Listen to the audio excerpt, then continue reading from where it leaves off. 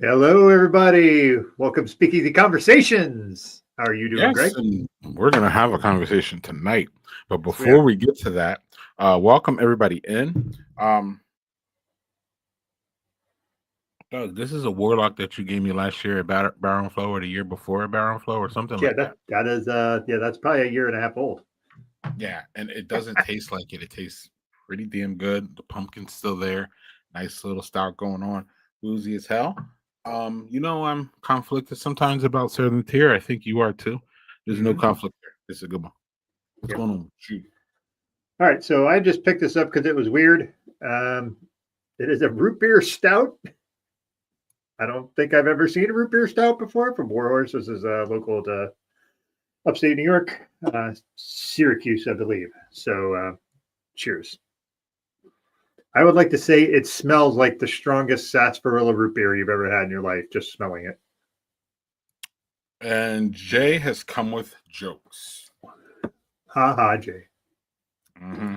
Okay, that's weird and a little medicinal. So I like Mad Elf beer.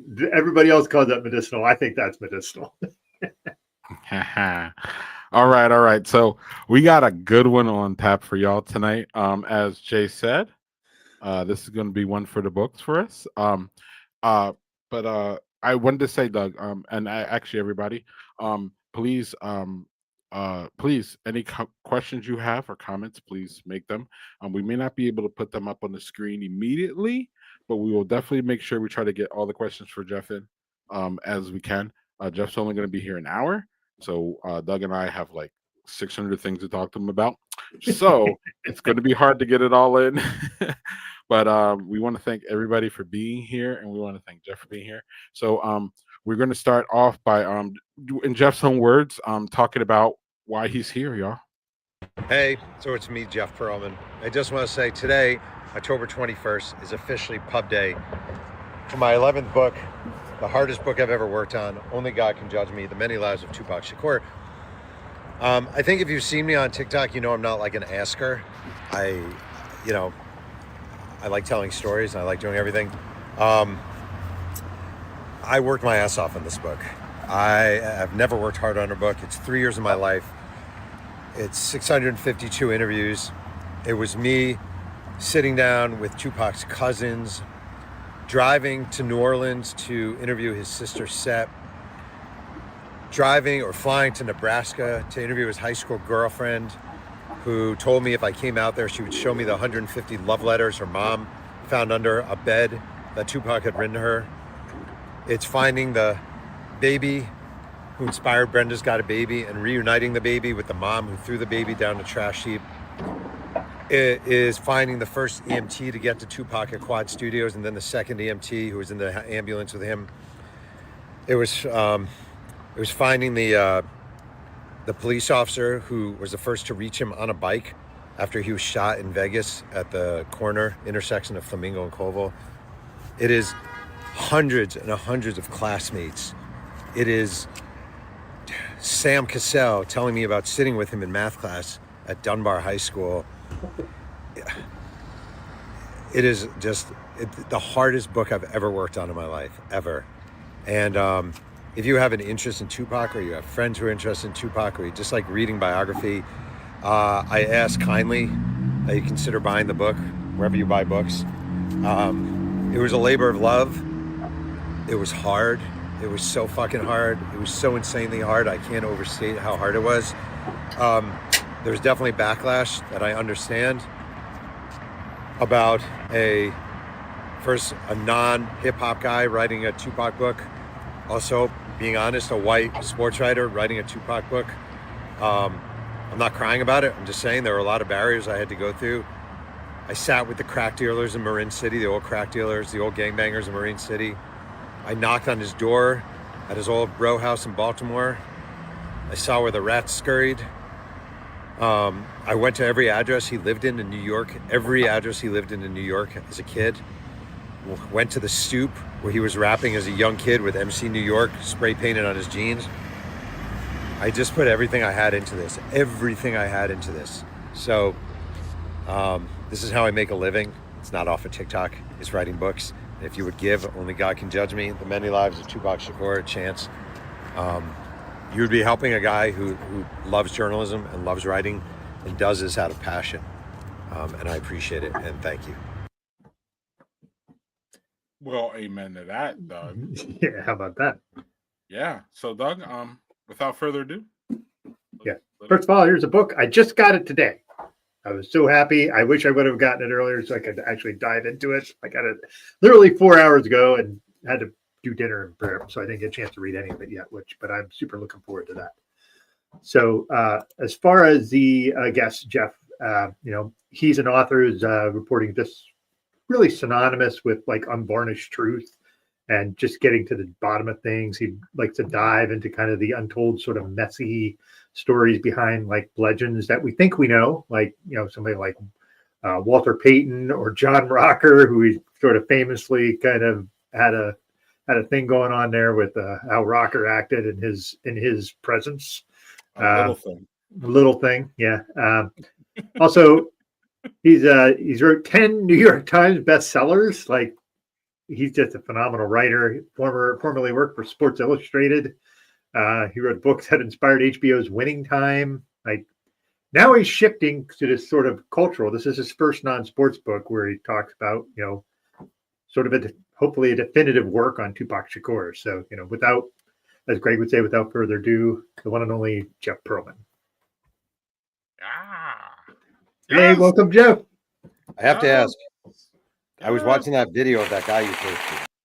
Who is that whiny little bitch of a man? Complaining and begging for it? I mean, dude, get a life, man. Show some freaking composure and show some decorum, man. You're a best-selling author. Stop whining. Jesus Christ. I can't. Yeah. Is that AI? Is that AI generated, Jeff Pearlman? AI Jeff Pearlman? Yeah. Something. I wasn't there with Mr. Rogers and Tupac, which those videos are going around now. Yeah. I just I really appreciate you being here. I mean, there's a million places we're gonna go, but we really need to start with this. I guess it's a labor of love. It sounds like this is really a challenging book for you to write. How long did it take you to actually get this started to when it actually got to print? Like, it had to be a super long process. Well, first I want to say the whole goal in writing a book, more than anything, was to one day promote it on a beer-themed podcast. I thought if I can nail this, I'm in. You know what? I'm done writing books. I'm going to the beach. It's good. Mm-hmm. Hey, all right. Like, truly, of all the beer-themed podcasts it's only just started, so I give you guys big props. I started working on this 3 years ago. It took me, more than three now. It took me 3 years. It was 562 interviews and just endless amounts of work and roaming, because it's not my comfort zone. I'm not a hip hop writer. I'm a sports writer. I've never written about a hip hop artist with any kind of detail. And it was a lot more challenging than writing a sports book. But, I think most challenges, not all, wind up being pretty rewarding. And I do find this book more gratifying than most. Yeah. I mean, it's, I understand when you're saying like there was some pushback on being like a white guy who isn't a traditional hip hop writer, but that doesn't mean you can't write about it. Hip hop artists. I mean, if you're a fan of hip hop, or even if you're an external person looking in to try to see that from a different angle, that adds value. I 100% agree. And I'm just like, reporters are reporters. Like, I'm the guy who writes on his hand. I literally write on my hand and I'm scribbling notes and all this stuff. And like, that is me. And like, whether you're writing about sports or you're writing about music or you're writing about death or whatever. Like, I do believe if you put in the effort and you put in the work, that's what matters most. Now, I will say perception is often reality. And to be very blunt, a white writer writing about an icon like Tupac, not just an icon, but a very important Black icon, a very important icon in Black culture, the son of a Black Panther who represents something more. I feel like I learned along the way that it wasn't the same and that I couldn't fully approach it the same. And that there were potholes to avoid and there were approaches to avoid and certain language not to use. And I don't mean racist language or not racist language, actually. I just mean like just as an example, I was interviewing his sister, Tupac's sister, Sechua. And I asked her once about when they moved from Baltimore to Marin City, California. And I said, what was it like when you moved? And she goes, that's your white privilege right there. And I was like, what do you mean? And she goes, we didn't move, we were relocated. And I was like, and I'm not even saying moved was the wrong word or the right word. Is there something coming, Greg? No, he's pointing to you being like, yeah, keep going. Yeah. I'm saying though, it is important to hear stuff like that. It really is important to hear stuff like that. And just along the way, like, I don't know, it's like you just kind of along the way, you learn. It's so different than writing about Bo Jackson. So different than writing about Bo Jackson or Walter Payton or certainly Brett Favre of the 86 Mets. It's just different. And it's a lot of hand grenades you're carrying in your arms. And you just have to be really careful and really cautious.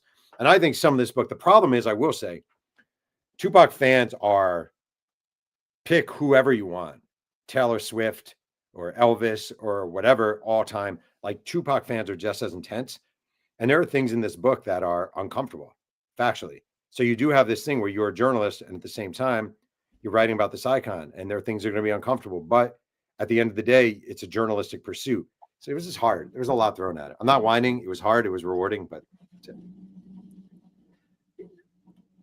Great. Jeff, what made you take this leap from, sports characters to obviously iconic music people? I think part of it was just wanting to find something different. Like, I've always admired, just for example, I always admired Michael Jordan playing baseball. He got ridiculed for it. He was on the cover of SI Bag at Michael. And I always thought, like, this guy retired from basketball, hadn't played baseball since high school, went to AA, which is a hard level, hit 202 with some power. Like, that's not easy. That should have been celebrated. I remember when Garth Brooks decided to do a rock album. I'm not even a Garth Brooks fan, but he did this rock album. Chris Gaines. It was a good album. I was stand by that album. That was a pretty freaking good album. And he got ridiculed. Why are you doing this? When did he? And I always thought, like, why can't you try different things? Why can't you change it up? Why do you always have to be this one thing? And I was always a sports writer. I could have gone on and written probably 20 more sports books, and everyone would say, oh, the next book. But, like, where's the fun in that? Where's the challenge in that? And I am a hip hop fan, and I'm a Tupac fan, and I'm a guy who, to be honest, like, I was waiting a long time for the great Tupac book. Like, I was waiting for it. And after a while, I didn't think it was coming. And sometimes you just write the book that you're waiting for. So that's what I did. And you have a blurb from Chuck D on the back of the book. That was pretty cool. And I had lunch with Chuck D.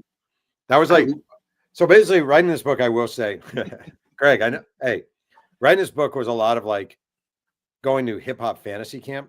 Like, I had lunch with Kid from Kid and Play. I had lunch with Chuck D. I had lunch with Money B and Chopmaster J from Digital Underground.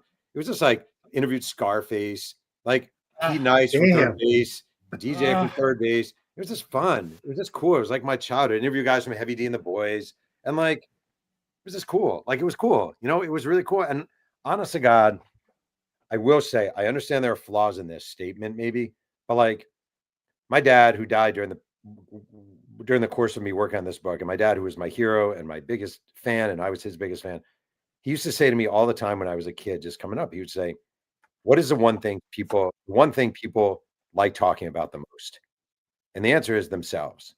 And if you go up to someone's door, whether they're black, whether they're white, whether they're Asian, whether they love hip hop, whether they remember the KKK, whether it's a grandma or a baby, a young boy, asking people about themselves never fails. And here was a guy, not of hip hop, but someone who is genuinely curious in everyone's stories. And I think that kind of helped me get through. Yeah. I mean, the idea of, I think if you're genuinely curious and you come in with or you're just genuinely yourself, like if you can go into those scenarios, I think that goes a long way. I mean, you were curious, you wanted to learn the story, and you were. I'm imagining you had to be very genuine about your intentions, and I think that allows people to feel like, okay, well, then let's talk about it. So I mean, The other thing is like what you do is number one, you do as much research as you can about the people before you talk to them, and that shows an interest from the beginning. You're not just saying, "So how old are you?" Like you know how old they are. You don't ask how to spell their name. You know how they spell their name, like stuff like that. If you're interviewing celebrities like Chuck D, it'd be stupid if I went into Chuck D and I was like, "So what was the name of the group you were in, or what was your second album?" I mean, obviously I knew it anyway, but like you go in with as much knowledge as possible, and you also hope to go in to the tougher interviews showing that you've already done tough interviews. So if I can go in to interviewing his sister and say, well, I already spoke to Layla and I talked to Yasmin and I talked to this guy and that guy, it does help you a lot and it builds up cachet. And the last thing I'll say is it definitely helped me that I had the TV show Winning Time. I'm being sincere. That helped me a lot. Like just for street cred, just for general cred. Oh, you're the what? HBO, that show? Oh, I love that show. That went a long way for me. And I gotta feel that street cred went some way. One of the things that Doug and I were talking about in pre-production was that, like, especially the part about you talking about being a white man, talking about basically a black icon, and being able to do that research. I talked to Doug about like just the angle of like just generally people disliking the media and not trusting media.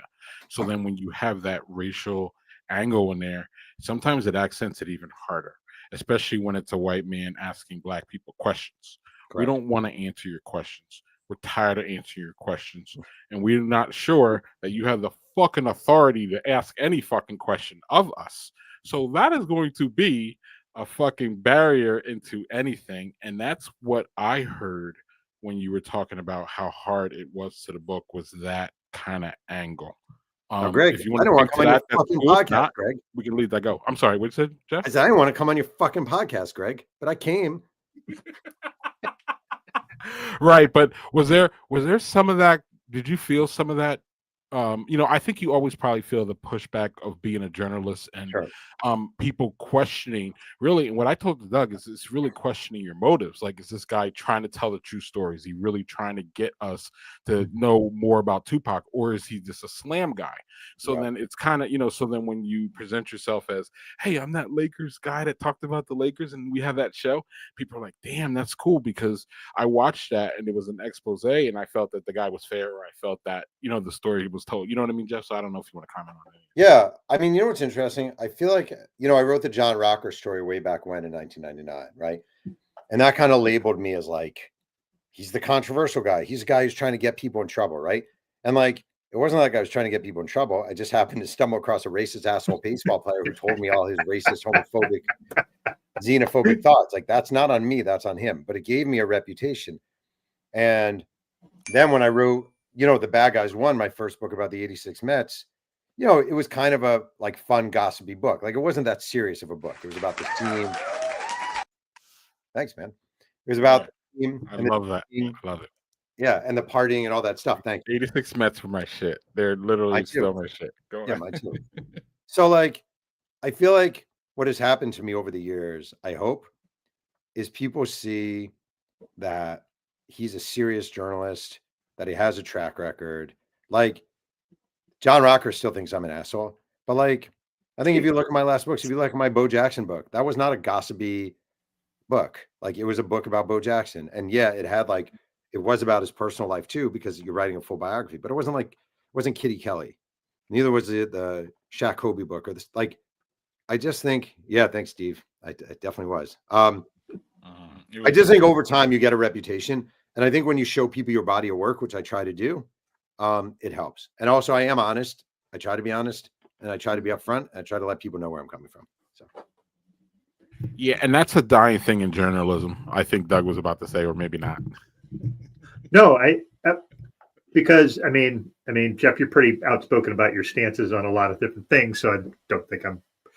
But the way we see media now is like it's very angled, or it's very gotcha. That, like, especially in sports journalism. Sports journalism is always the Stephen A. Smiths, the Is that journalism? Are we calling that journalism? No, it's not to me, but Yeah. you know, I mean, that's how ESPN is Absolutely. now evolved. It's to that sort of, Yeah. you know, and what's funny is like kind of the predecessor to that was Pardon the Interruption, which isn't like that at all, but like that sort of quick, fast stuff. So yeah. I mean, I wasn't. It is all just arguing now. I agree with JT617, and I do think it's interesting. Like I teach journalism at a university out here, just adjunct, Chapman University. And I always tell students nowadays, it's kind of weird and almost counterintuitive. If you really want to stand out, like if you actually want to stand out in 2025, weirdly, the best thing you can do is report your ass off, like, and get details and go behind the scenes and dig. And don't just put out the Angels are going to suck this year because their new manager, blah, blah, blah. Or I think the Mets are better than that. Like everyone's doing that. Everyone is doing that. And it's rare that people go in and dig. Like I'll tell you a story real quick. I'm getting attacked right now a little bit because there's a detail in the book that is very uncomfortable. Okay. I barely talked about this, but you guys know Tupac went to prison for sexual battery of a woman named Ayanna Jackson at the Park Meridian. You guys know about this? Greg, you know about this? And 4 months before that, another woman accused him of rape. And I found a police report that was filed. And first I found the redacted report, and then I found the unredacted report with the names. And I have the full report. I have the note from so basically this woman has a very, very detailed accounting of what happened to her involving Tupac and people with names. And I had the report and I went through it. I talked about it with a detective, and the woman actually reported it immediately after it happened, did a rape test, had bleeding, all that stuff, right? Okay. I reached out to the woman and I told her I have this police report. And at first she didn't want to talk to me. And I said, do you want to see the report? And she read the report and she was very, very upset by the report because she was reminded of why the police didn't pursue it. Right. Mm-hmm. And she talked to me. So I interviewed the woman who accused Tupac Shakur of sexually assaulting her 4 months before the rape case, the sexual battery case in New York. And the reason they didn't pursue this, basically, long story short, she's at a club. Tupac gives her a ride home with a bunch of his friends, whole thing. The reason police didn't pursue it is because they said the woman had a chance to run away and did not. Okay. That's why she actually talked to me, because she was furious about this. Okay. You're me. We can have a real interesting journalism talk here if you want. I mean, serious. And Greg, you look mad at me. I hope you're not mad at me here. Oh, not mad. Mad at the police. That's what we're mad at. So, yeah, here's the thing. So I interviewed the woman. I talked to a detective about it. I had the police report, redacted, unredacted, spoke to the people involved. This happened 4 months after the other incident involving Tupac. To me, journalistically, I did everything you have to do. And if someone is accused of rape 4 months later, and an almost identical incident happens 4 months ahead of time, and you talk to the detective involved, and you talk to the woman involved, and the report was filed, I think you're a very shitty reporter not to write about that. I think it is insanity not to write about that. Mm-hmm. I, however, am kind of getting killed for writing about that. How can you write that about him? He's dead. You don't know. Women make stuff up all the time, et cetera, et cetera. To me as a journalist, and like the truth of the matter is, my book would probably be better off as far as this does not help that book sell. Like this kind of controversy does not help a book sell. If anything, it hurts a book from selling. Oh, this guy's just trying to make a buck off Tupac. He's trying to kill his name, et cetera. Journalistically, I don't know any other way to do it or report as a journalist. And that's a difference between, I think, the approach I learned at Sports Illustrated coming up in the 90s and the way a lot of journalism is now, where it's quick, it's rushed, it's for TikTok, it's for Instagram, it's for clicks on Twitter. There's my lecture. And they do takes where it's like, hey, do your take, and if it's wrong, so what? Like you want to get out and be fast. And that shit, that sucks because, like you said, if you're not doing it and you're not accurate, like what good is the take? But that's nobody apologizes nowadays. You're never supposed to acknowledge you're wrong.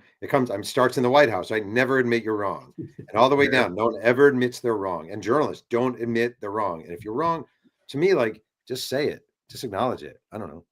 The woman who accused Tupac and then they didn't press charges, is she a black woman? She is Latina. Okay. Thank you.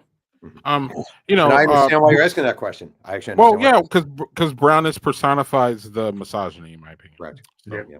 and it's really easier to ignore brown women than it is white women, but it's easy to ignore them all actually. Well, the thing Not that easy, actually I will say, not easy, but in our patriarchy system of misogyny, compounded to mega levels, for sure, it makes perfect sense, and it's fucking aggravating and disgusting, and you already know. So there's that. no, And that was my reaction, Jeff. So yeah, no, that's you writing about it is what, in my opinion, I completely agree. You writing about it it's journalistic unintegrity if you don't do that, and that's not a word I know, Doug, but I just used it. You can make up So, words your time. Yeah. So, Jeff, we would love to get back to the Tupac book. Y'all need to buy this book, because it sounds fire already. It's a fire subject from a fire author.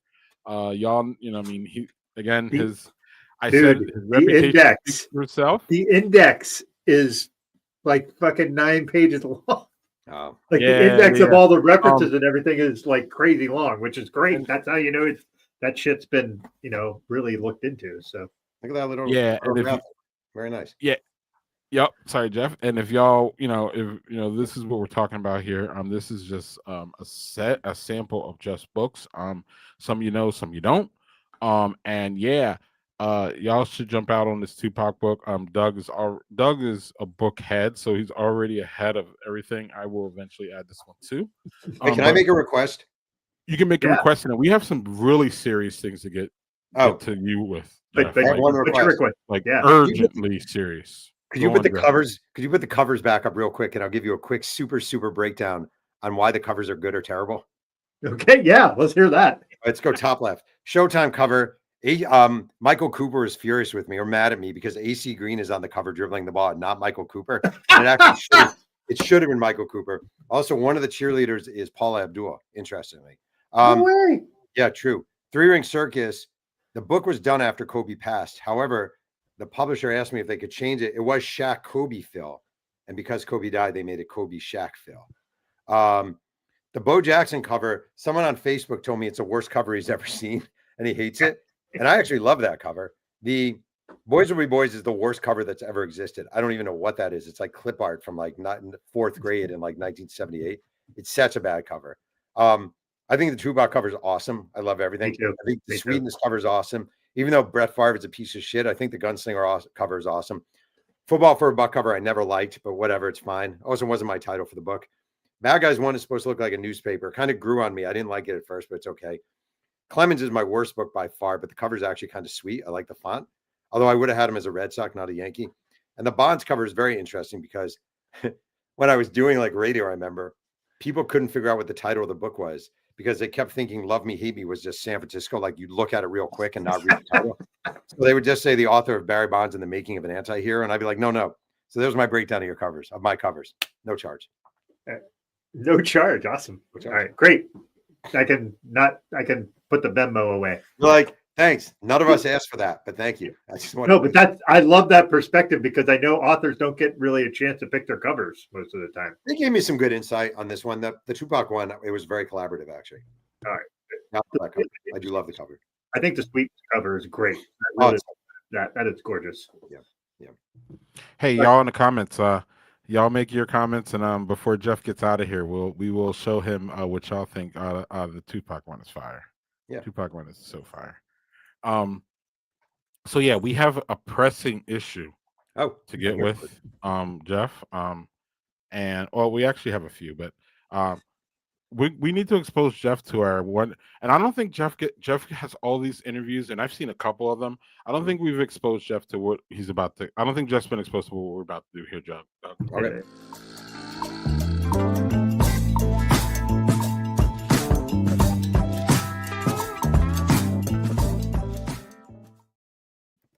Sexy music to set up the whole thing. This is a segment where we call "What Are You Watching, Jeff?" where Doug and I talk about what we're watching. So really quick, I saw I saw this week, Roofman with Channing Tatum, Kristen Dunst. This was a fun movie. It was 2 hours, but by Doug's standards, it was probably 2.5. But anyway, Roofman's a true story. It's fun. The guy, like Jeff, he gets thrown in jail for breaking into from the roof McDonald's. Then he escapes jail, and then he takes up refuge in a Toys R Us, and he literally lives in a Toys R Us, and it's a true story, and it's just really fun. And Wow. y'all should check out Roof Man. I like it. It was fun. It was this, it was just a dumb movie, if that makes sense. And it was just like, this great fodder for just chilling. I liked it. Roof Man was good. Okay. Movie of the year, nah. But so on to this. So we have an award-winning author here, Doug. We have a New York Times best-selling author.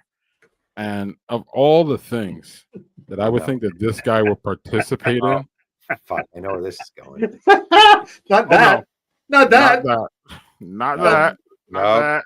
It's that. This Fuck yeah, man. disaster Let's go. of a fucking show. LFG, baby. Let's You- go. How much street cred did he lose by that? None. Doug? Like, None. Seriously. Come on now. Love is Blind. Are we serious?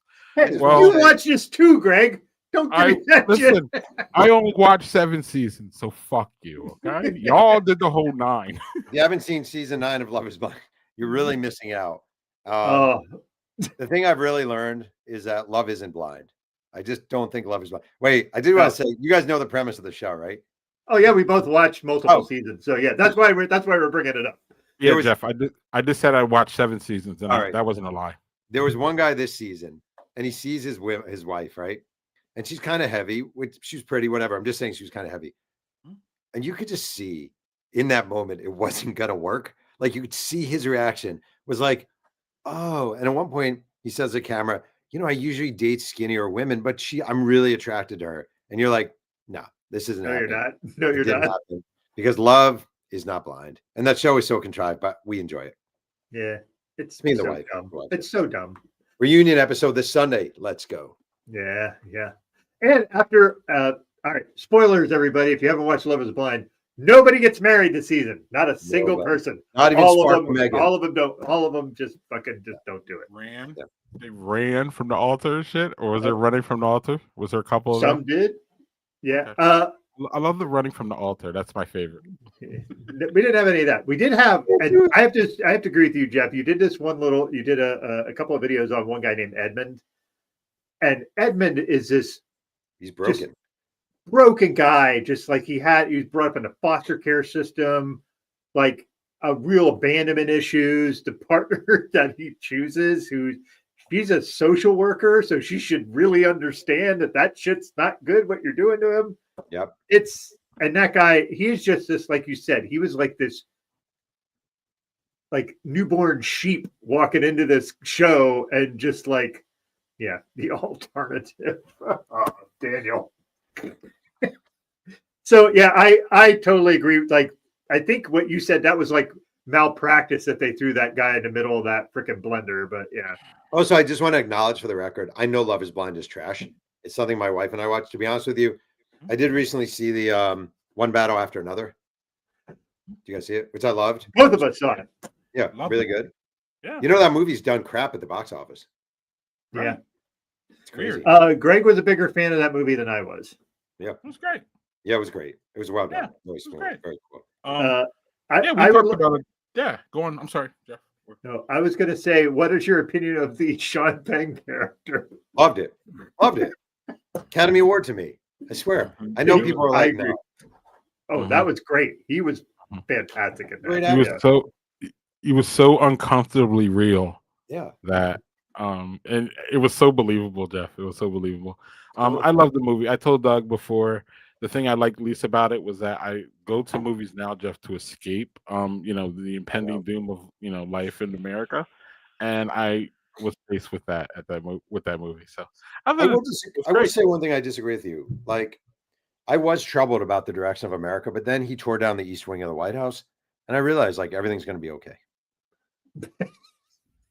Okay. Everything's going to be okay. It's all going to work out. We needed to get rid of that East Wing, and we needed a big fucking ballroom. USA, baby. Amen. You already know. America or death, Doug. It's going to be America and death. That's just my life. But You know, whatever. Greg, Elvis was a hero to most, but he never meant shit to me. Yeah, So that's a great lyric. Good callback. it is. Yeah, it is. What Doug is watching actually. So I was watching Roofman, and Jeff was watching Love Is Blind. So was Doug, but Yeah, I was watching Love Is Blind too. we're here dragging Jeff for it, so we're not dragging Doug for it now. We're dragging Jeff. So hey, you've dragged me enough times for that show. I'm fine with it. So whatever. Yeah, we got to stay on point. Stay on point. But Doug, you were watching this. Number one, you were watching the NBA, and you were watching Wemby going off, and Steph Curry going off, and watch Cooper Flag be a little really good. Having Cooper Flag be slightly disappointing as a point guard, which he isn't. Yeah, there's a lot of really good things on the court going on, but we probably would know more about that if we weren't exposed to what's going off the court. And our guest tonight, Doug, has been really outspoken, I think is an understatement, on what's going on with the NBA off the court. So, Doug, I don't know if you had any questions or things that you wanted to address with Jeff here about what's going on and off the court of the NBA.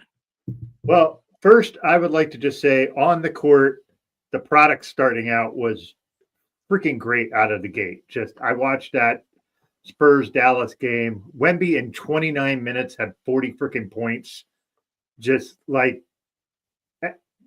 he looks like a freaking giraffe running out there against everybody else. He's so skinny, but he's super skilled. He's fast. He did that against, good defenders. He did that against AD and Lively and Gafford. Like those are good defensive centers, and he just destroyed them. Cooper Flag looked a little overwhelmed, but that's because for some dumb reason, Jason Kidd thinks they should make him into a 6'8" point guard, which he's never played in his life. Let's throw him in the NBA and at an 18-year-old kid and make him a point guard. Steph Curry doing Steph Curry stuff. Like that guy's also like, we always talk about LeBron. He's old. Steph Curry's like 38. He's still just doing that crazy shit he does. But the problem is now we have this thing that just completely overshadows all the good. And listen, maybe rightfully so. We have this picture here. Chauncey Billups, who's the head coach of Portland Trailblazers, was arrested by the FBI along with Terry Rozier and Damon Jones and a few other folks in connection with gambling, including illegal poker gambling with the mafia, which I thought was like the plot of Rounders. Like, why?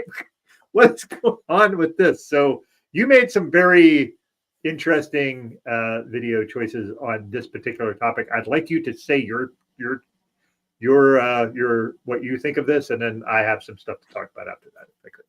I think gambling is awesome. I think we should all lay down a lot of money on sports. I just think it's a really good way to make a living. I just think I love this sarcasm. It grosses me out. It truly does. And to be honest with you, it used to be taboo, right? There used to be such an arm's length between the leagues and gambling, and slowly but surely they just saw it as a revenue stream. So the NBA, the NFL, Major League Baseball, hockey, soccer, golf, etc., they're all in bed with gambling now. Gambling. And like, if you're going to wed yourself to gambling, I don't know how you can not expect, like, it is an addictive endeavor, right? So like, it's like if you gave cigarettes to everyone involved in the NBA, but you banned smoking in the NBA, that'd be kind of ridiculous, right? That wouldn't actually make sense. Well, gambling is addictive, and all these leagues are in bed with gambling. And then it used to be taboo to have a team in Las Vegas. Well, we got the Raiders, we got the Knights, we're going to have the A's. And the thing that bothers me most, like by far, as a journalist, is the media marriage to gambling. I cannot stand it. I hate that ESPN started their own betting service. I just think it's fucking disturbing and gross and ghoulish. I really do. I can't stand Bill Simmons always talking about gambling. I think all these podcasts being sponsored by gambling. And I will tell you sincerely, but I'm not saying I'm Mother Teresa, but I have a YouTube series that's doing well called the Pressbox Chronicles. It runs every week. It runs on advertising. When the company 3.0 Labs first approached me and they said they're going to get ads, and I said, I will not do this show if there are gambling ads. And they were not thrilled by that because it's easy money in sports media. So I'm not doing it. And I don't understand why these people, they wouldn't sell crack to people. They wouldn't do ads for crack or for cocaine. Maybe they would, but I don't think they would. That's what this is. Maybe they would now, but hey, why not? You know, like I'm just saying, like, and I'll tell you something real quick. I talked about this in the thing. I don't know, a year ago, I was outside my supermarket and there was someone doing a petition for help fund homeless vets. Well, who doesn't want to fund homeless vets, right? I go up, but you never sign petitions. You always look at them first. I took a picture of the petition, and it turns out this petition was sponsored by, I think, DraftKings or FanDuel, one of the two. And it was basically, they give like the tiniest percentage to homeless vets, and it's trying to legalize online sports gambling in California. They're just a bunch of ghouls and grotesque people peddling a product that actually leaves people addictive and poor. It's bullshit. yes. So I have an interesting perspective on this because as someone who is a gambling addict, and when I was in my 20s, I went to college and I got into gambling, and I got into it with bookies. And like you said, it was a very sort of backdoor, like you don't show that kind of stuff. And that was kind of how it was. And it fucked me up. I got addicted to it. I ended up going to jail for a year because I was doing all kinds of shit that was bad. I was writing bad checks. I was taking money. I took money from my parents. I did awful shit. And I was in my 20s. Yeah. And now that shit like is available to teenagers. And you're not fucking developed at all as a teen. And that shit is a dopamine fucking hit. Right after another. Yep. So like the idea that, you know, I saw some thing where the guy's like, oh, so, and I forget, it was a pretty prominent sports reporter. I saw them on Blue Sky say something about, oh, so I was here and I was at this thing and these teenage kids were behind me talking about the bets that they were going to place later. And they were in high school. And I'm like, that they're not supposed to be able to do that, but they absolutely can because there's no guardrails. Yeah. There's nothing to stop all that. I will say, I love that you were like doing shit like going after someone like Bill Simmons, he talks about gambling all the fucking time. And listen, I used to really enjoy Bill Simmons and his stuff when he was at ESPN and he was doing like a sports guy things and he did a lot of and that stuff was interesting and fun. And now that shit sponsored, their whole podcast sponsored by FanDuel. They do FanDuel. They talk to FanDuel and get their own prop bets put up. How the fuck is that legal? And then to be talking about put money on it and telling people that seems almost like insider trading for like the stock market. That's what that sounds like to me, you know? And when you went, now listen, I'm a huge LeBron James fan, but the idea that he was like, give me some money betting service and I will be in your commercials or whatever. It's insane. That's fucking ridiculous. That's fucking ridiculous. That dude has more money than anybody else in the NBA. And he's just like, yeah, give me more. And I'm just like, listen, I understand. You're like, well, they're just giving me money. Like, okay, you're not Kawhi Leonard and just getting money and not having to do anything. They're putting your likeness affiliated with this. And that shit's bad. So sorry I had to get the Kawhi Leonard dig. He's one of my least favorite NBA players. So Kawhi's taking a couple strays. Well, he should. That guy he fucking isolates himself from his team and doesn't tell them shit when he's hurt. He goes and does whatever he wants and nobody knows what the fuck's going on. That's not a good teammate. Yeah. Well, we're a good teammate, Doug. And since we want Jeff, we want to give Jeff time to talk about the Press Box Chronicles. We do? Yeah. Okay. I have a YouTube show called Press Box Chronicles. It's every week. It's my company has said I should call it a docu-series, but I don't really know if it is a docu-series. I feel like more it's storytelling, but sure. And it's looking back. It's mainly it's sports. They threw me a few Tupac bones because the book was coming out, but mainly it's sports. So I've done like Mark Fidrich, J.R. Richard, the 86 Mets. Like I like diving back in time. Walter Payton being depressed after the Super Bowl, like things like that. Taking little slivers of sports history that I particularly love and kind of opening up on them and giving back stories and details and stuff like that. It's been shockingly fun. When they approached me about doing it, I swear to God, I was like, nobody wants to watch me tell stories. Like, and that wasn't like BS. You're underestimating yourself, sir. You're very much underestimating yourself. Apparently so. So I don't know. So like now they're talking about doing like a tour, right? Where you go to like small little venues. And I'm like, I've said, and I do believe Nobody wants to come to a freaking little club and watch me tell sports stories. But they're like, no, people do, blah, blah, blah. And I'm like, I all do. right. I would. Greg and Doug will come. That's cool. Yep. That's good enough for me. There we When the go. only two people at the club are Greg and Doug, I'd be like, Great. two drunk guys with beer in the front row. I'll be like, seriously? That's what I signed up for? Well, then, I don't know then if it's sustainable, but I'm happy. Yeah. Go on, Doug. yeah, but then it's just like you're going to and you're doing an open mic night. That's Yeah. all. Yeah, basically. Yeah, so I don't know. It's been great. Honestly, it's been great. It's been actually a nice side income. Not a ton of money, but a little money when I needed it. And also the other thing that's been my shock of shock is TikTok. TikTok is one that has shocked me more than anything in my entire career. My weird rise on TikTok. It doesn't even make sense, but it's been pretty good. So, But that's because you're who you are. This is Good Jeff. looking Is the man. thing. You're Good looking just man. yourself, and you're like, here's the things that I'm thinking about. He's Give me just a- cool you- enough. Right. Yeah. I know. I appreciate that. I don't know. It's just weird. I didn't think so. I thought it'd be a bunch of 12-year-old girls lip syncing Taylor Swift, you know? How about looking at it like this, Jeff? As someone who admires and who is mentally and kind of TMI physically attracted to people who are smart, people who know things like you, people, it's easily adoring to like someone who knows things. How about that?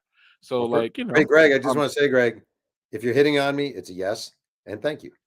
oh, Yeah. well, I'm that in. was simple. Where are we going Doug. for dinner? Hey, Doug, see, yeah, Greg, Doug, oh you yeah. give me- Oh, give me if that you don't number? ask, you Doug, can't you get give an me that answer. Exactly. Give me that number. But no, I like people who know different things. So Yep. I want to stress that, Jeff, because we live in a society that people who know nothing people love. So I'm just saying that there's an alternative side here that people who love people who know things.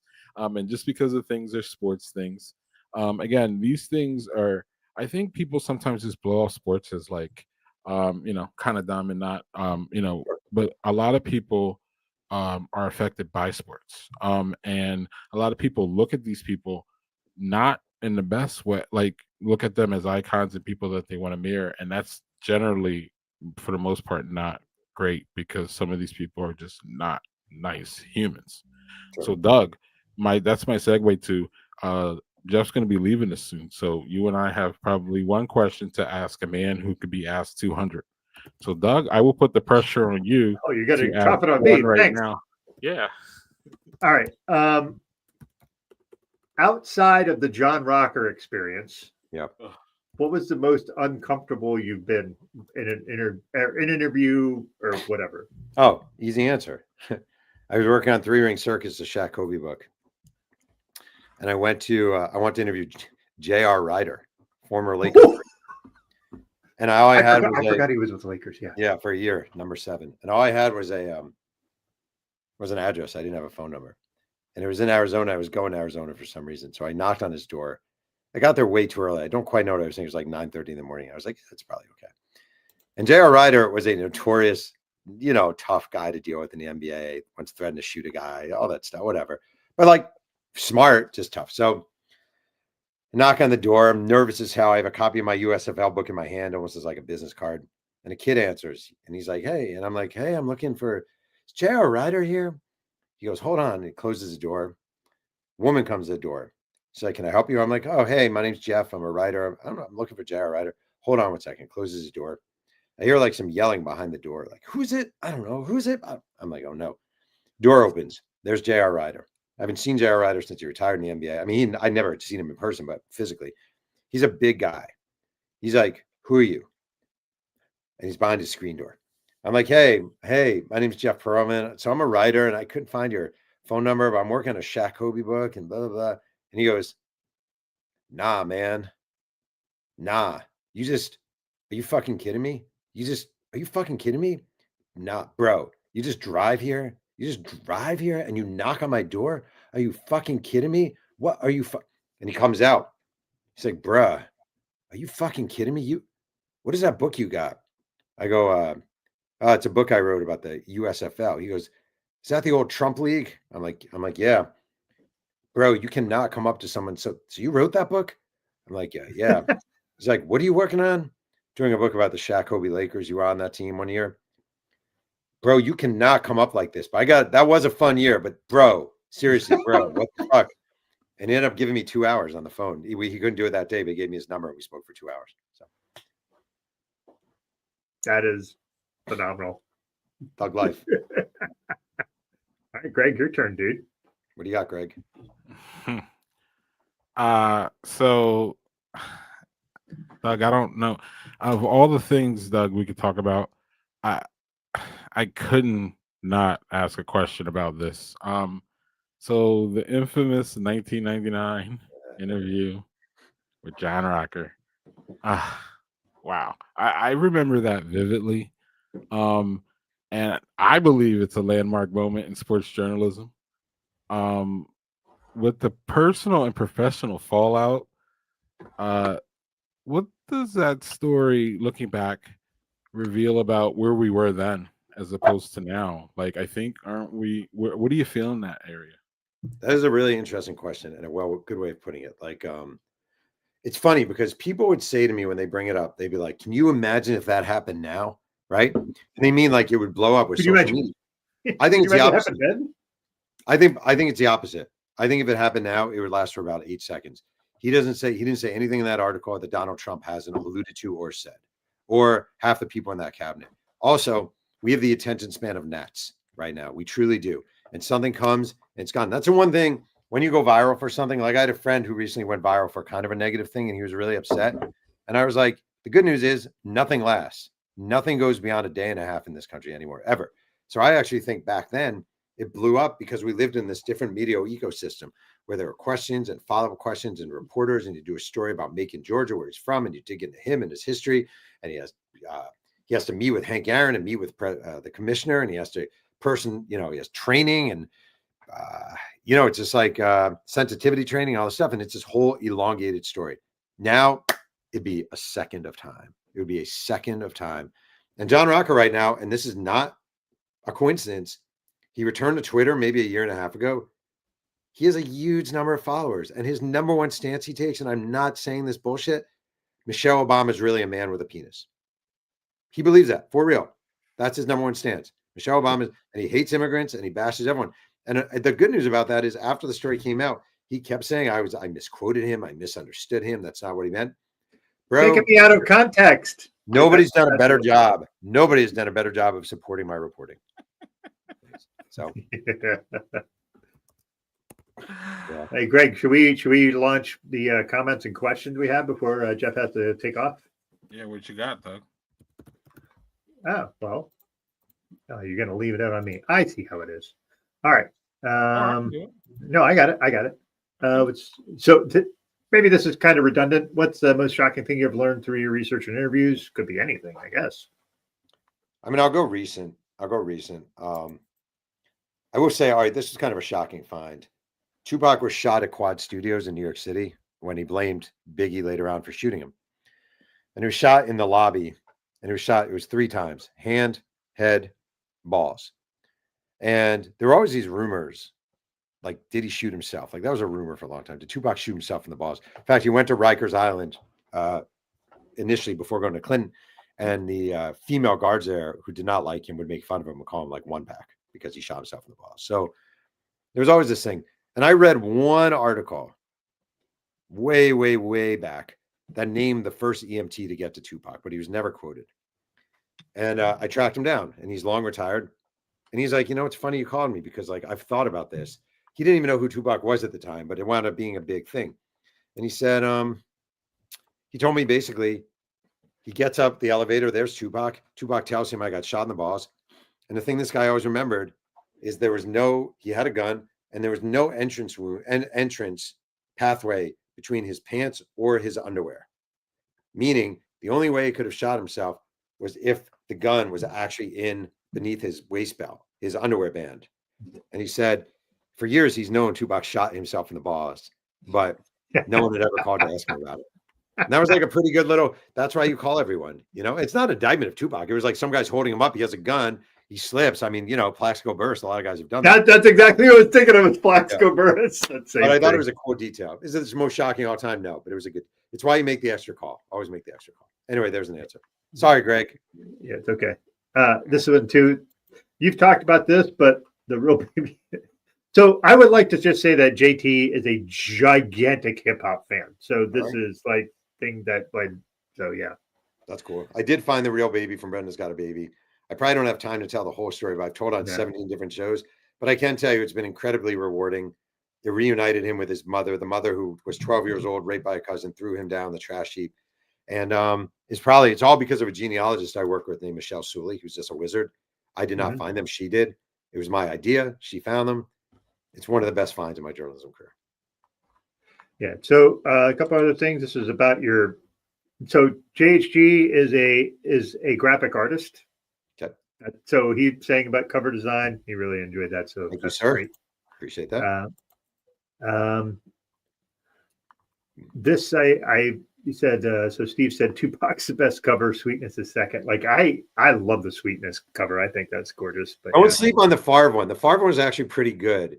It's a little harder it's just to Favre. It's just like Favre. I know Favre is gross, but like the grass is coming up. Also, the Bo Jackson one is kind of cool. Like it's not the best one there, but I kind of dig it.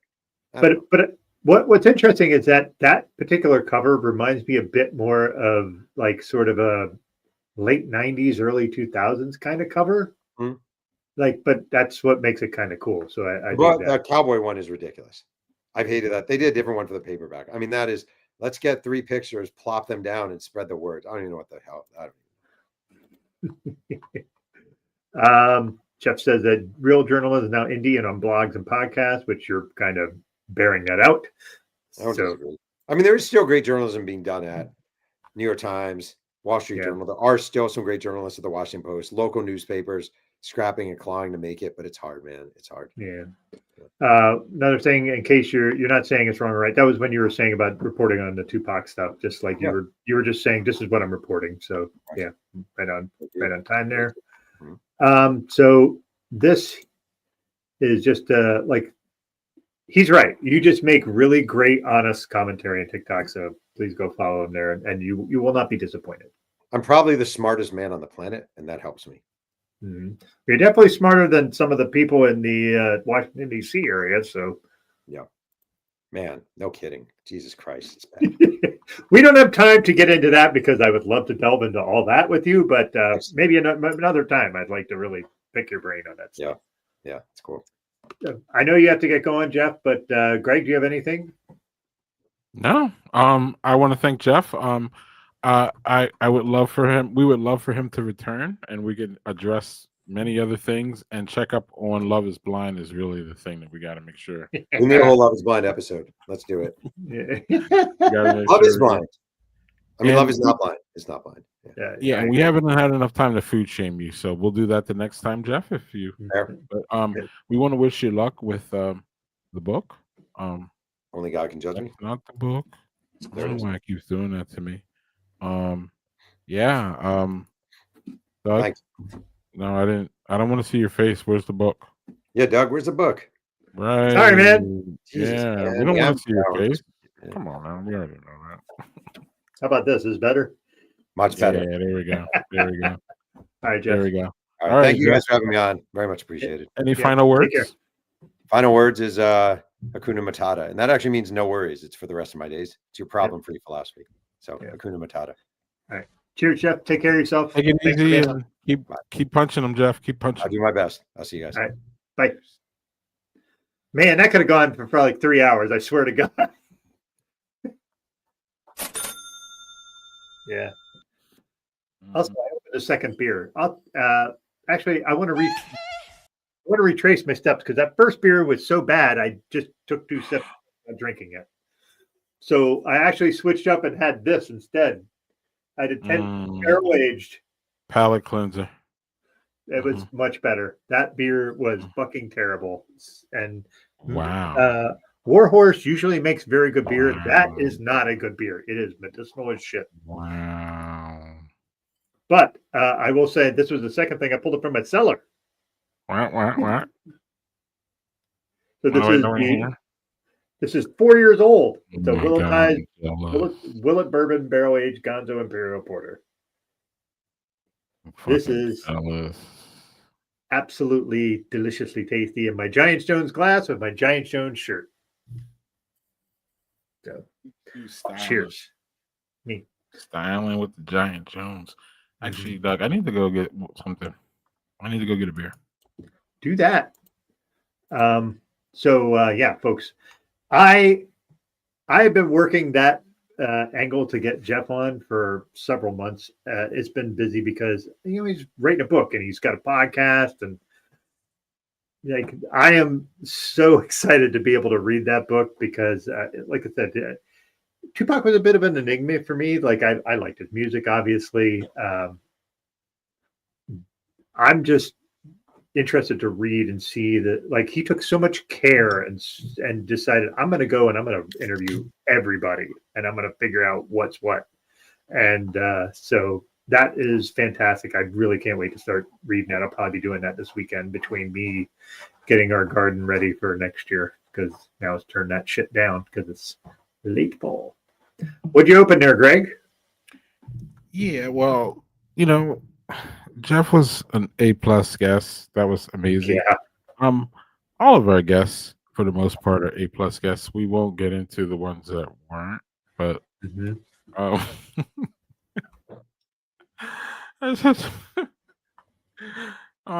them were bad, but no, Jeff was excellent. That was a really good time.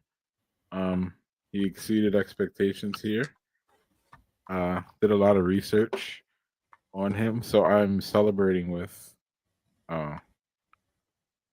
Working Draft. Oh, is that the new one? What's a Doppelbach? Doppelbach. Yeah, this is, I don't know, this is a standard of them. And it's one of my least favorite styles is Doppelbach, actually. So Working Draft is one of the best.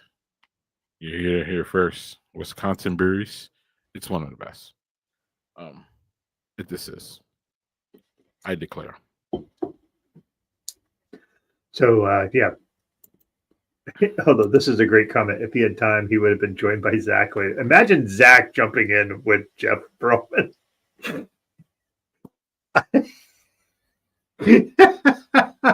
That would have been fantastic to have Jack commenting. Oh my word. Mm-hmm.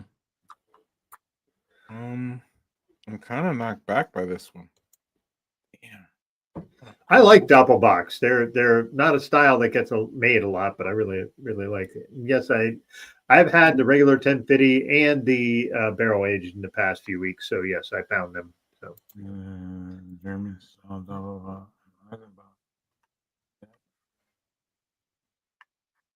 Really? Damn. Okay. This one gold at the 2022 GABF. So this is for Doppelbach, that, in my opinion, Doug, for me, it's just too malty of a style. I also feel this with doubles. Yeah, doubles out of the Belgian styles are probably, like, I like the triples and the quads and even the singles, but like the doubles are a little bit off for me. The quads approach that too maltiness for me. I'm starting to get multi-sensitive about these super multi ones. I love malt all day long, but these super ones. we both have ones in our brain that we were like, yeah. Those folks aren't coming back. Yeah, Doug and I have had this conversation more than a few times, actually, and actually with a few past guests. And then the past guests are like, "Wait, what? I don't even remember that person." And I'm like, "Neither do we." Anyhow. Positivity, Doug. Yeah, this is great. It's a great Doppelbock done by a great brewery, but it's still. Still. So anyway, anything more about Jeff, y'all? Let's talk about him. Doug and I will to go less than 2 hours. When we go less than 2 hours, y'all, we can repurpose the video. If we go over 2 hours, StreamYard us doing that. So we always go under, but we got some time here. I feel we'll just use it for reaction for the cool conversation we had. Also, what we'll do, Doug, is we'll definitely clip this and just send out the interview with Jeff because it was fun. Yeah. So I can just listen. I was really I've seen his videos. I was like, man, I really like his perspective on a million things. So I hope and he doesn't disappoint. He came in and he was just on and he's done 8,000 like interviews in the past like 2 weeks. So like he's been super duper busy. So the idea that he came in and he just fucking crushing it the entire time. Super fun, super interesting.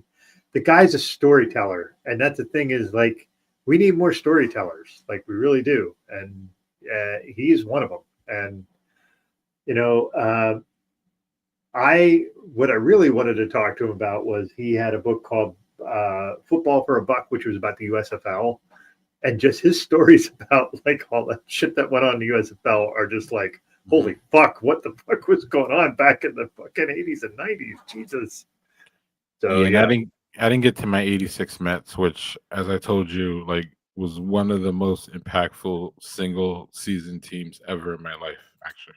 That's not even a joke. I watched every single fucking 86 Mets game. So and the fallout with, Gooden and Strawberry and Hernandez or Hershiser all day long. So many fucking characters. That shit was amazing. Oh look, yeah. Giant Jones had their Belgian Fest last week, Steve, and they had all four of them: single, double, triple, quad.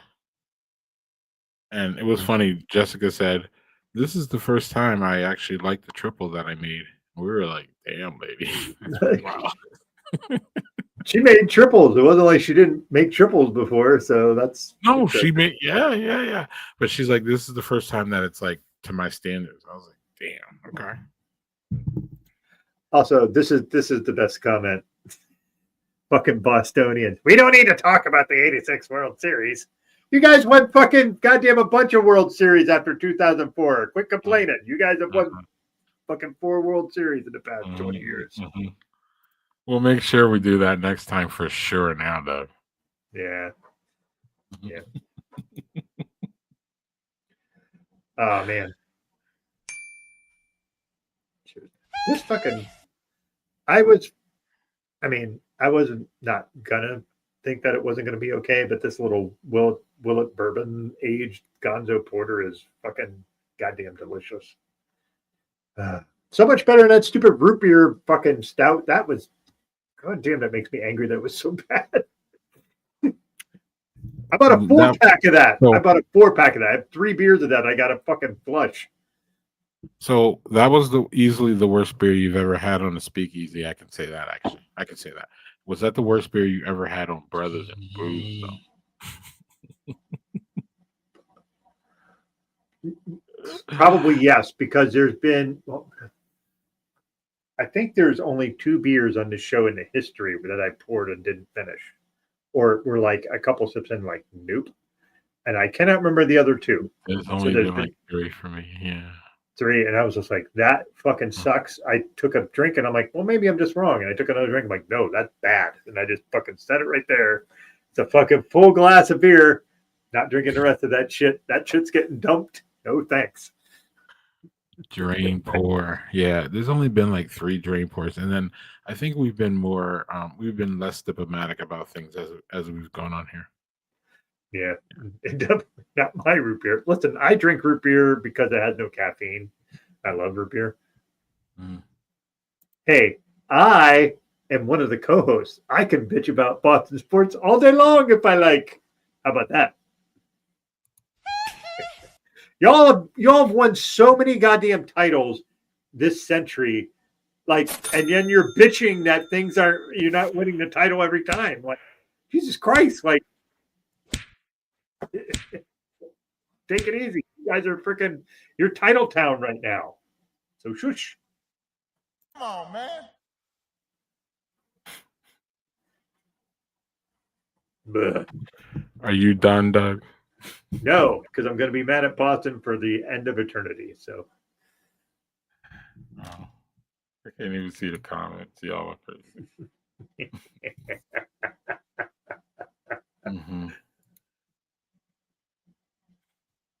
That's because Steve was being born when that series was going on, he said earlier. Oh, man. Great. Yeah. No, Cheers, Victor. No, Victor. You're the best. Yes, you are. All right, Doug. What's going on this weekend? For the show? Or Yes. no. What's going on this weekend in your life? So my wife We're and I done are talking gonna, about Jeff for the moment, so I yeah. figure we move on. Well, this weekend we have been a little lax with our gardening. Also, the gardening was terrible this year because it was so fucking dry the entire time. So we really didn't get much of a harvest out of our garden. So we're basically going to be getting our garden beds turned over, ready for winter. We're going to plant our garlic because the garlic actually, overwinters and then comes up. We're going to have to. I built that garden 10 years ago, and we put landscaping cloth and mulch, and that did not stop the grass. The grass decided it's going to go everywhere. So we are going to start getting that garden ready for next year. And in the spring, I'm going to be laying down some landscaping cloth again. And this time we're going to try to grow clover over everything. So we keep the grass out. And the clover is good because clover is good for pollinators. It keeps, bees and all those things coming in because they have flowers. And clover is much nicer than grass. And, but it is like a cover crop. So we're going to be doing that, cleaning out the greenhouse and getting that already. And hopefully I get to take a hike because it's fall. Fall is my favorite time to go hiking. I really enjoy hiking in the fall because it's nice. So, yeah. There are definitely sometimes I want to tell you to take a hike, so that was refreshing. That's totally valid. Get lost, Doug. Yeah, you're like, I want to take a hike. I was like, take a hike. Yeah, look, take a hike, Doug. See? I don't know what a higgy is. But okay. Mm-hmm. Take a higgy. That sounds like a British term. Like, Doug, look, you knew something that Daniel didn't. Mark that down. Yeah. I didn't learn that myself. I am married to someone who knows a lot more about that shit than I do. So I just learned it through osmosis and listening. So Okay. You learned it from your better half. That makes sense. very true. Mm-hmm. Oh man, hide and go fuck yourself. Thanks. Hey, Doug, what's going on next week here at the old Speakeasy Conversations? Oh, so next week is going to be super interesting because we had Christian on before just by himself. Next week for Halloween. Yeah. Halloween, we are going to have Cryptid Cocktail Hour. That podcast, those dudes talk about like crazy cryptids and like weird stories and hauntings. And we're going to have both of them on for our show next week. That is going to be fucking funny and ridiculous and weird. Weird is going to be fun. Yeah, this is Doug, are you dressing up for it? I am now that you mentioned it. So yeah, I'll figure something out. Maybe I need to dress up as like Mothman since it's like cryptid guys. Now we're dressing up. That is literally happening in real time, dudes. We didn't even. Yes. We didn't talk. Yeah. I would dress up as I have the Master Chief helmet. I have nothing else to be Master Chief. That's behind me, so it's over there. But yeah, I'm not going to dress up like that. But I'll sort out a costume. That'll be great. Whoa! Hey! Whoa! Damn it, Daniel! That is a great idea. That is an offshoot of the X-Files. I fucking love that. Oh, you fucker! God damn it. Come on, man. Yeah. So what's going on for you this weekend, though? I didn't hear anything about what you're doing this weekend, sir. I think I'm going to Working Draft to pick up the vanilla coffee beer I was talking to y'all about in our side chat. Other than that, I have nothing. So that's good. I need to be Nothing studying. is good. Yeah, I need to be studying and preparing for My epic road trip. Want to talk about that? Yeah, go ahead. So, Doug, you remember the story that I used to go on road trips before the pandemic, Mhm. and we talked about my epic Montana road trip. I think it was the last time I hung out with Daniel Fisher. No, he wasn't in Montana, or was he? No, but I'm there were getting other old. folks. I'm getting old, and I'm forgetting shit. Anywho, I haven't taken a road trip, Doug, since the pandemic and or our heart attacks. Yeah. I haven't done any of that because I haven't felt good enough or been medically enough to do that. So, in a couple weeks, I am hitting the road to eastern and northern Wisconsin, specifically the Green Bay area. I will spend 2 nights at, and I will spend Wow. 2 nights in Green Bay, absolutely. And then I'll be out in Door County one day, which is like that.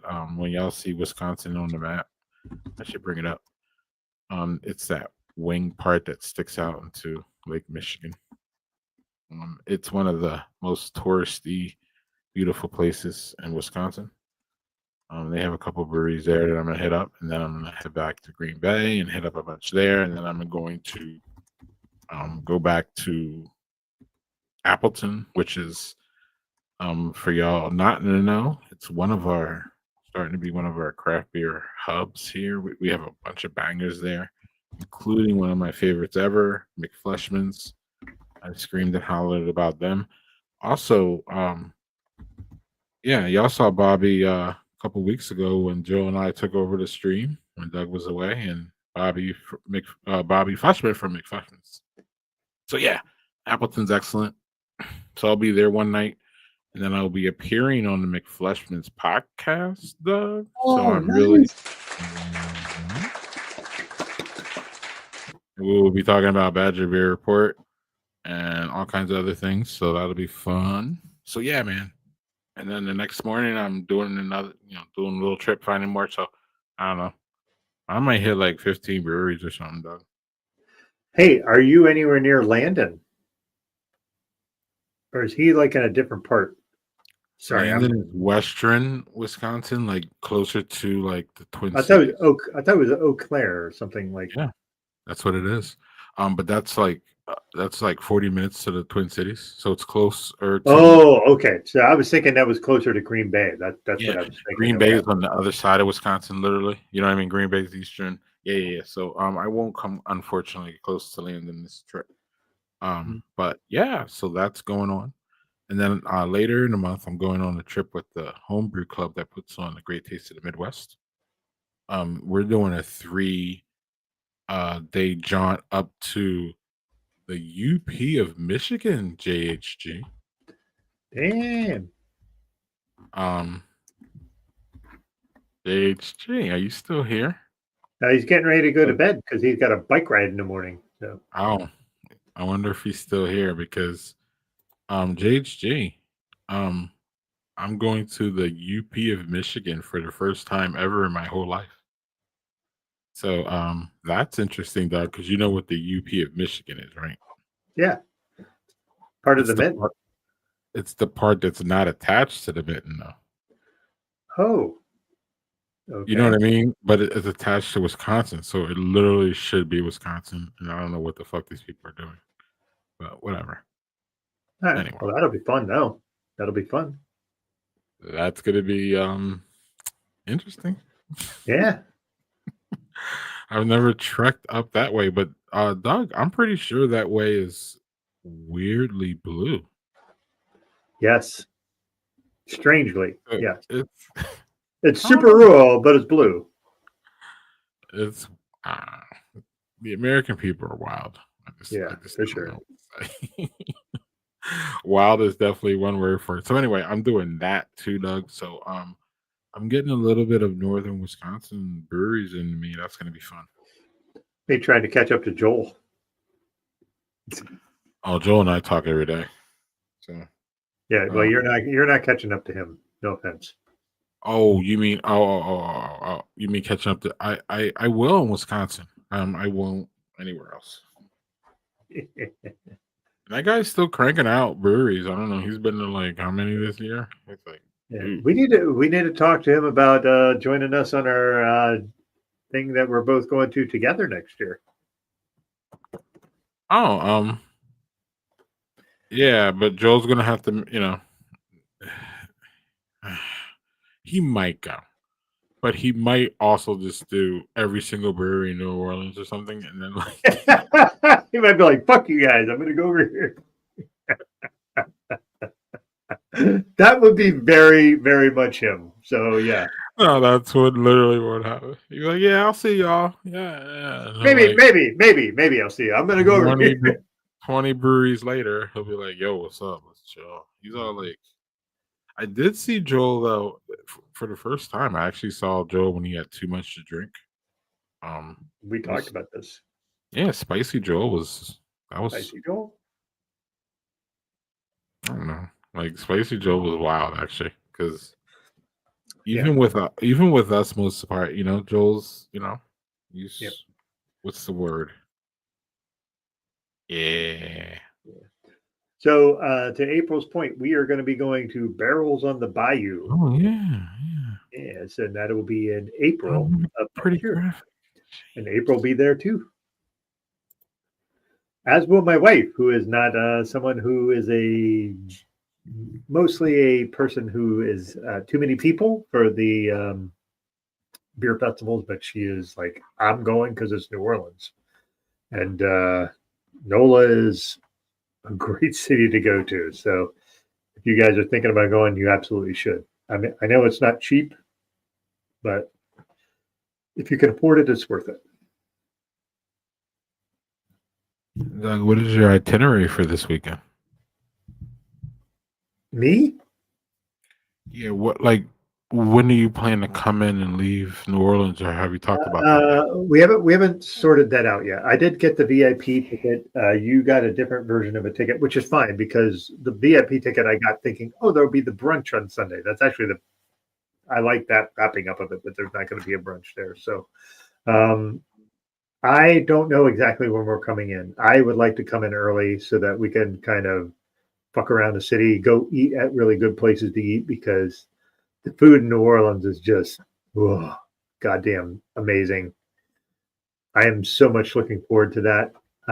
If you want beignets, I'm going to take you to a place that is not Cafe Du Monde that makes beignets just as good as them, and is like a quarter of the price.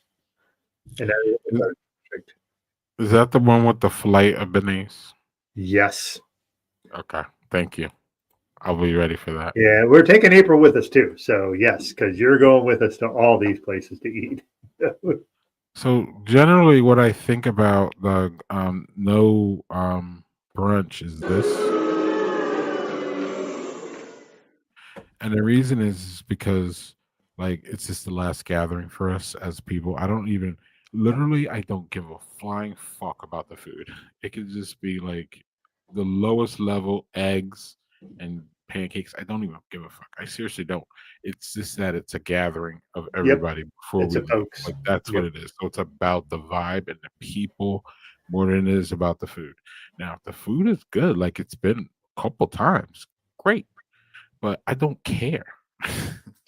I just want it to be a thing because then I know where everybody's going to be. Now, this time, everybody's going to be somewhere. You just have to be in the know. So sometimes that annoys me because sometimes that scares me because then I don't know if I'm in the know or not. So then you have to make sure that you're in the know about these things. This happens every conference, Doug. So it's not really. I don't want to sound like I'm bitching. I'm just dealing. You know what I'm saying? Like this is how it works. So, but the best part about that, Doug, though, the upside of having no brunch that is sponsored by, the gathering or whatever, is that we get to pick wherever the fuck we want to go, and it's New Orleans, which is literally one of the best places to eat in the world. So, that's that. Yeah, that's the thing is there's a gazillion good places to eat there. It's just insane. Yeah, and the thing is like for you and I, who are very conscientious of what we eat, that is just that week you suspend all of your I need to eat super health. You're just gonna indulge. And then when you get home, you just go, all right, now I go back to my normal shit. And just like that's how it is. So yeah. I'm gonna tell you, so Jill and I went there, I think 7 years ago, and we were staying in the Garden District, and there was a place, I cannot remember the name of it right off the top of my head. If I looked up, I would figure it out. And they had beignet flights, and then they had these things where it's like you could get beignets of like, here's the cinnamon crusted one, here's the powdered ones, and you just get a fucking container of them, and you just sit there, and it's like fucking 30 of them, and you can just house beignets while you're having a $2 coffee. Like, it's great coffee, and it was like $2 and I was like, this is fantastic. I'm gonna eat my weight in beignets, and then we're gonna enjoy the rest of the day. It was fucking just awesome. I know Cafe Du Monde is overrated, but that shit's still good. No, their beignets are fucking fantastic. That's not overrated. It's a vibe. And it's a place that's been making beignets since the fucking like 1800s. So that's part of the appeal of it. But the coffee's excellent too. I don't know if you had the coffee there. Did you? I had the whole coffee beignet thing that they tell you to do, and it was just fucking insanely amazing. Yeah. And people are like, "Oh, that shit's not the best." And I'm like, I'm not surprised actually, but it's still fucking amazing. Yeah. So one of the guys we both know is a guy named Harold Dale, who is a brewer in New Orleans. Oof. Okay, calm your tits. Okay. There's also something the same weekend at Bayous on the Barrel. There's also the French Quarter Fest. So it's just loads of free music to hear that weekend. So they're having a free music weekend in the French Quarter while we are there for Barrels on the Bayou. And not too far from where Barrels on the Bayou is happening. So, by the way, our guy Harold is no longer at St. X.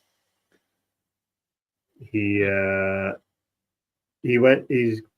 to be the head brewer at Port of Orleans Brewery. So we're going to have to go visit that because I'm going to tell you, Daniel can attest, when we were at the bottle share, he brought all the shit from St. X that he makes.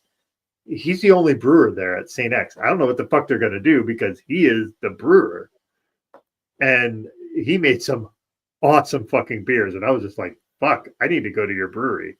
So he went to a new brewery. So I've been in contact with him because I was trying to get some St. X hoodies that I saw that Dave Bracey had. I was like, that hoodie's fucking fantastic. I want one of those. And he was just like, yeah, I'm not going to be there anymore. So, but dude, that guy will give us all sorts of insights on places to go because he lives down there. So, we'll have an inside. Yeah. And this is the point. Every beer that we had from that he brought that he made was fucking just awesome. So yeah. New Orleans is going to be great. Goddamn. I'm not surprised, but yeah. Greg, have you been to New Orleans or no? One for Dad too. Yeah, Dad too. We were both there for Dad too. Okay. That's not like a real experience of what like New Orleans food is and what the whole scene is. Like, I can't wait to go there with you. April will be there. Jill will be there. Like, oh my God, we're going to have so much fun and so much good food.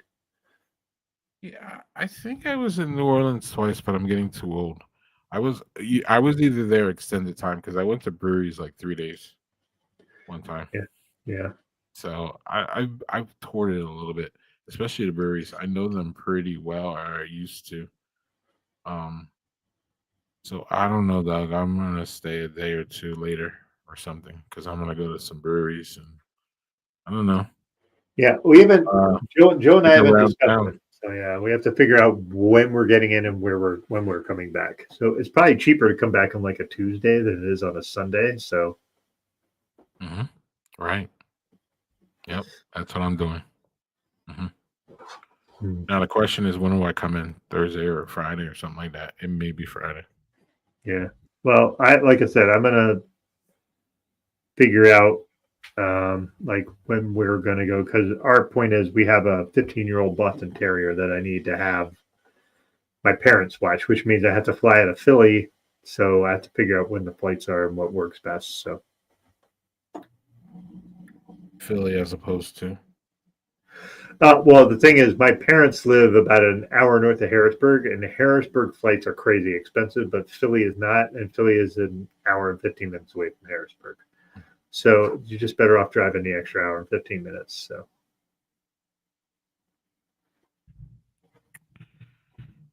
Yeah, I'll probably fly from Madison, but I might fly from Milwaukee. I've never flown from Milwaukee though. It's an hour away. yeah, but I feel like if you drive, so like ordinarily when we fly from our house, we fly out of Syracuse, which is an hour away. Much cheaper flights than trying to fly out of Binghamton Airport, which is a very rinky-dinky airport. So Mhm. Mhm. Yeah, so I don't know, Doug. That's gonna be fun. for sure. So, we'll talk about I don't know. Have y'all talked about living, sleeping arrangements? Yeah, we need to sort out like an Airbnb sort of scenario. To just get so we make sure the folks that are staying with us, like April and you and Jill and Eric, obviously going to need a room. So we'll figure out if anybody else is going to tag along or what we're going to do. So we can sort that out, and then we'll have a place for everybody to sleep and be comfortable. All right, Doug. So we're getting up there in age, man. We gotta one of these.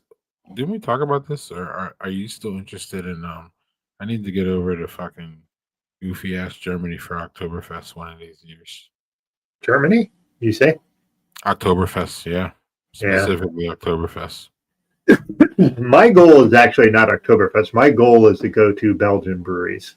That's actually more my goal. But I think we could tie that together because Belgium and Germany are fairly close. So we could probably do Oktoberfest and then go over to Belgium. But we also have a friend who does those kind of tours. Oh, we have more than one friend. We have more than one friend. I have my friend Justin and Robin. I'm glad I remembered their names because I'm apparently drunk, Doug, or something. Not, but maybe. I don't know. No. And we have Owen. Yeah. Owen was who I was thinking of, but yeah. Oh yeah, Owen is prolific in this area. Yeah. But yeah, we could do Oktoberfest, but my thought was like Belgian breweries are really, yeah. That's I fine. really would That's fine. enjoy doing that. But yeah. I need to get overseas for beer Mhm. a couple times. Yep. It's One, time two to do it. times. Yep. Yeah. Prague is another one. That's extremely high on my list. I've never been, obviously, but that would be interesting to see what that's like. Yeah. Yeah, it's beer wise. When you look it up, it's extremely underrated, actually, as far as people destinations. Whereas you could probably say Oktoberfest is extremely overrated. Yeah, I feel like you're getting a very touristy experience. Excuse me with that. So yeah. But it's also history and all kinds of other things. So it's kind of a wild mix of. It's a wild mix. How about that? In my opinion. I would All right, agree. Doug. We're getting to the point that we're going to wrap it up here. I think. Yeah, I would like to point out one thing. We were talking about the NBA earlier. My Miami Heat, my team, beat the Memphis Grizzlies 146 to 114 tonight. They beat the Grizzlies by 32 points. Okay. And is that with or without the point shaving? I don't know. I'm going to say maybe without, I hope, but I could be wrong.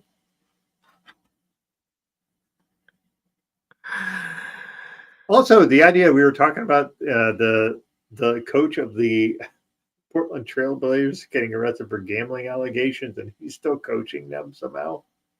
How is that possible? Wait, no, he's not. Yes, he is. Wait. Chauncey Billups is still coaching.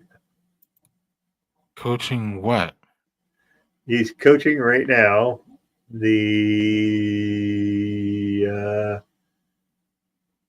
Hold on. I think I'm looking at. So they're playing the Warriors right now. Right as we're speaking. All right, so I'm going to look at the Portland Trailblazers.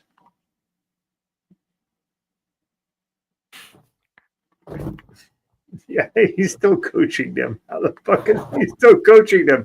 He was arrested by the FBI. Why are you still allowing him to coach? Listen, I know there's innocent until proven guilty. I get that. But just even the notion of impropriety for that he's fired immediately. Come on, man.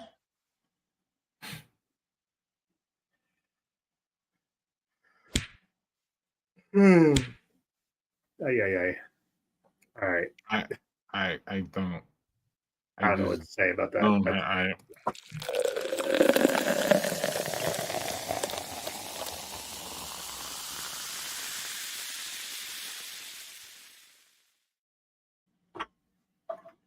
I'm afraid. Do not get this beer. I've never said that on the show ever. This beer sucks. I've never said that on the show. I'm always one like, not for me. Maybe it's for you. No, this beer tastes like. Do you remember those hard candies you get in like little barrels and they taste like root beer? But if you made that and you made that into medicine, that is what that tastes like. It is. And I bought a 4-pack of this, and I'm very mad that I bought a 4-pack of that. So do not do that. This was really good. It's 1050 barrel aged. 1050 is barrel aged. What do I have to say? That's going to be delicious every fucking time. But the best thing I had was this Gonzo Willetized Bourbon Barrel Aged Gonzo that is 4 years old. That was in my cellar fridge. Super tasty, super delicious. The bourbon flavor was really great. Really weirdly super drinkable, which seems odd for like a barrel aged porter, but yeah, very good. Also, go buy this book.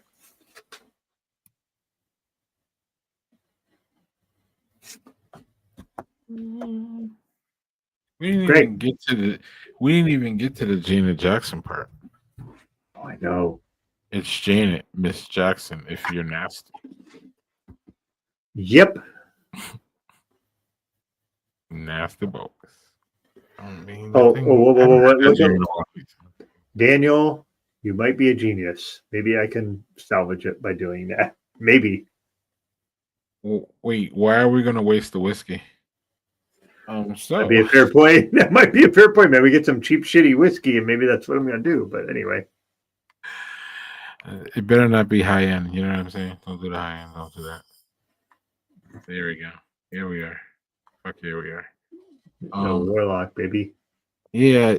I mean, I guess this counts as barrel aged, right? Since I aged it forever now. Dude, I was looking at that, and that is well over 2 years, might be 3 years old. Because I remember giving you that, and it might be best by that. I'm telling you, that thing, that is before they redid their logo and image and everything. So that is at least 3 years, 2.5 years old.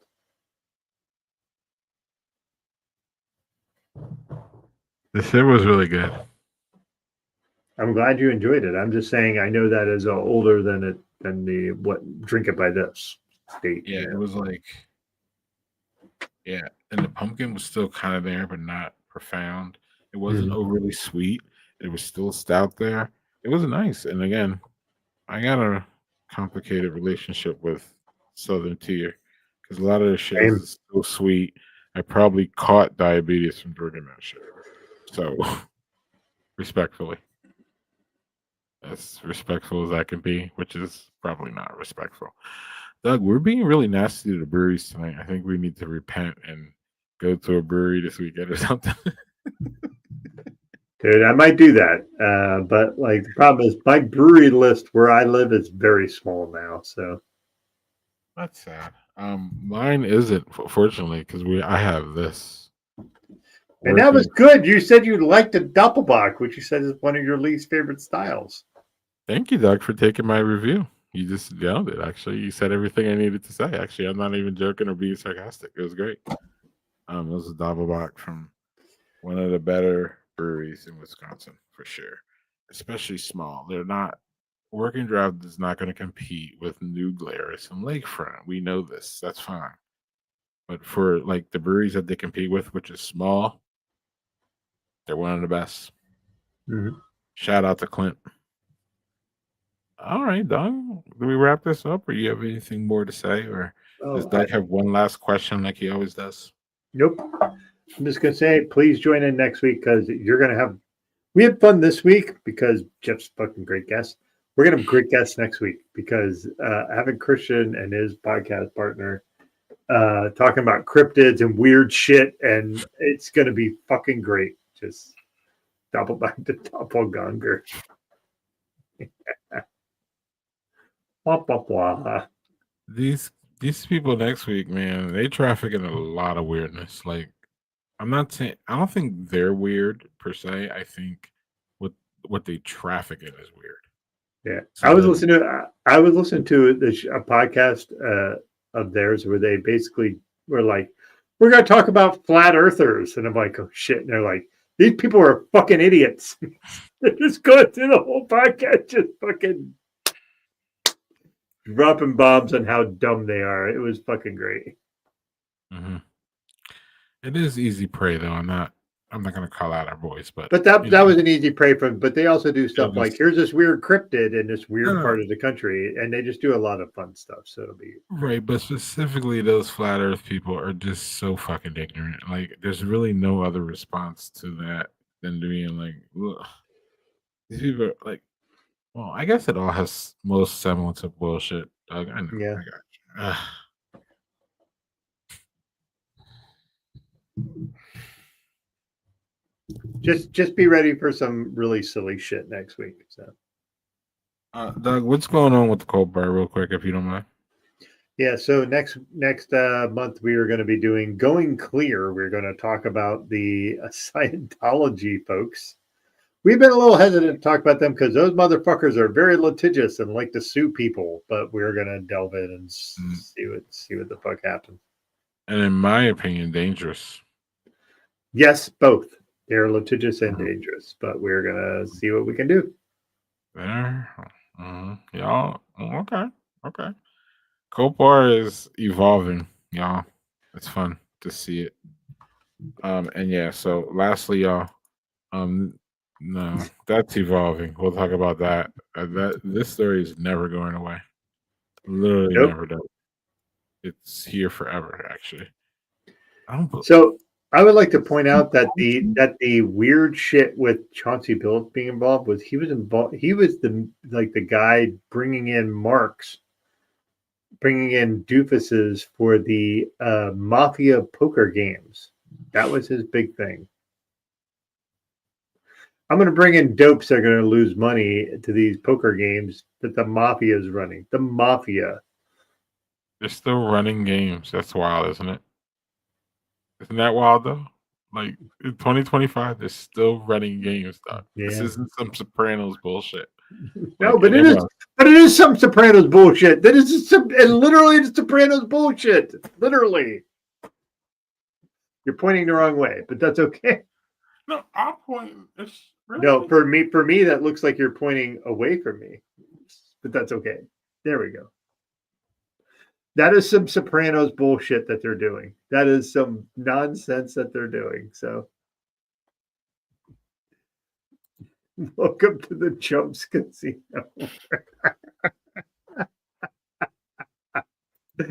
Oh, God damn it.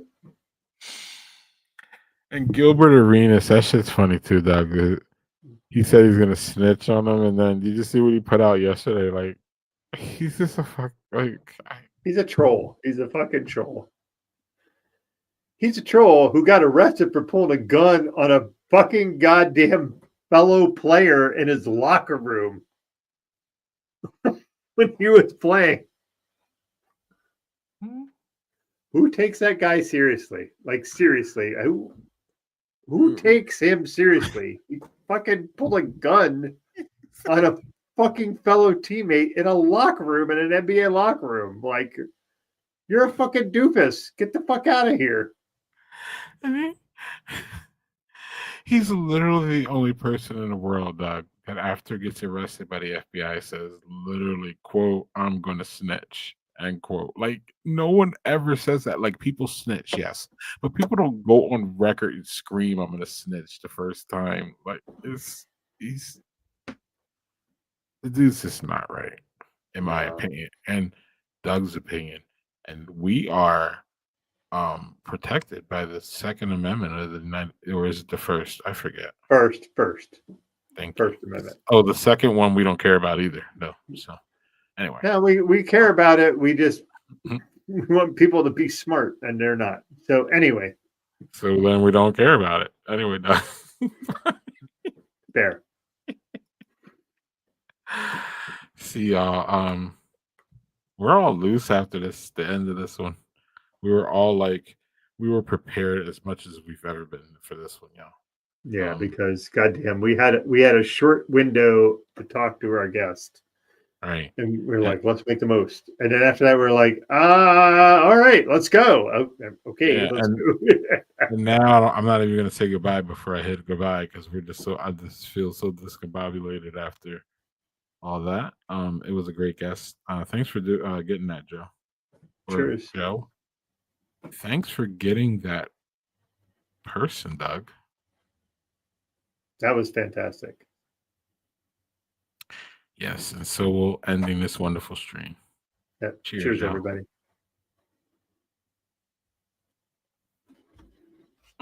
It's a positive